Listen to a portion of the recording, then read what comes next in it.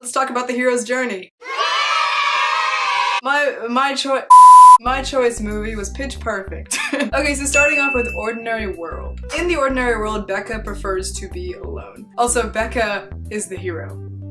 Just so you know. She goes to college not necessarily because she wants to, but because her dad thinks it's best that she gets a degree in something. She really wants to become a DJ, but her dad thinks she should get a real degree so she can get a real job. Becca, enjoying the ability to remix songs in the comfort of her own room, does not see any point in participating in extra activities. She has no interest in doing anything other than what is required and working towards becoming a DJ. Step 2, the call to adventure. Becca goes to the activities fair, not because she wants to, but because she wants to get away from conversation with her dad. She runs into an a cappella group with little to no interest, and Chloe and Aubrey, desperate for new members, are trying to recruit girls to join. Chloe urges Becca to join while Aubrey is not super excited about the idea, and this is called to adventure because it's when the idea of joining a club is introduced to Becca. Step 3, refusal of the call. Becca uses the excuse that she can't sing, and she forgets about the a cappella group, which is refusing the opportunity. She knows that if she does get involved in a club though, after a year her dad will help her to reach her goal. So since all Becca wants to do is become a DJ, she moves on and tries to find another club to join. And that is her goal of moving to LA and becoming a DJ. Her mind is set on becoming a DJ and she does not want anything getting in the way of it. Step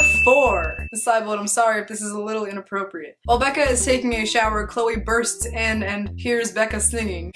Despite the inconvenience, Becca listens to what Chloe has to say. Once again, Chloe urges Becca to join the group, and Becca, being somewhat frightened, warms up to the idea. And this is meeting with the mentor because Chloe is one of the leaders of the Barden Bellas, so she's kind of like the mentor of the group. Step 5, crossing the first threshold. Becca auditions to become a part of the a cappella group. She was not aware that she had to prepare an audition song, and along with this was the ever so popular Cup song. Chloe is overly impressed with the audition while Aubrey is not that excited about it, and this is crossing the first threshold because it's the first step Becca is taking into joining the a cappella group. Step 6, tests allies and enemies. Becca makes it into the group. Spoilers, and she finds herself making friends with all of the other girls. They all become her allies and they all build up trust and respect for one another. The enemies are the opposing a cappella group, the Troublemakers. Aubrey tries to take interaction away from the Troublemakers by making a rule that no one in the Barden Bellas can interact or have any relationship of any kind with anyone from the Troublemaker group. Step 7, approach to the Innermost cave. The Barden Bellas practice the same routine over and over again to the same song, and Becca tries to confront Aubrey, letting her know that to win, they really need to try something new. Aubrey gets overly upset with Becca and tries to bring up irrelevant points to win the argument, and from this point forward there is a buildup of tension between Becca and Aubrey. And the reason this is approached because it is Becca trying to implicate something new into the group. Step 8, the ordeal. When performing on stage, Becca changes the routine. No one knew about this and it shook everyone up a little bit when they were performing. Later on, it was announced that the Barden Bellas did not place, therefore they would not be going on to the finals. Aubrey blames Becca for them not placing, and so Becca leaves the group. Although later in the movie they were put back into the finals because of the disqualification of another group. The reason this is the ordeal is because Becca takes a chance by changing up the routine and she ends up leaving the group. Number 9, the reward. Becca goes to another Barden Bellas rehearsal to find that nothing is going right. Everyone is arguing and no one is getting along. Becca makes an effort to calm everyone down and it works. The group is in trouble and Aubrey knows that Becca probably has the best idea of what to do, so she makes Becca the leader of the group. Becca enforces her idea of mixing up songs and using modern music to perform on stage, and the reward here would be Becca becoming the leader of the Barden Bellas. Step 10, the road back. With Becca as the leader, the Bellas take on the finals. Everyone is getting along again and they are all excited about their performance. The old routine is gone and the mashup is in place. The audience is shocked at their appearance and their performance,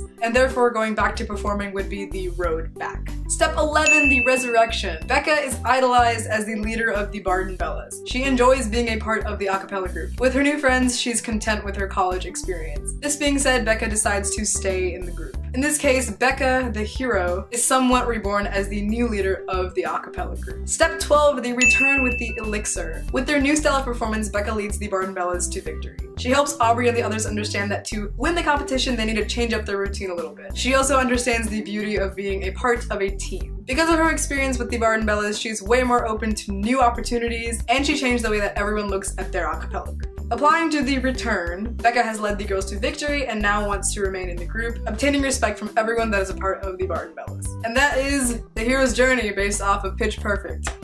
I hope you enjoyed. See you 6th period, Miss Sibold.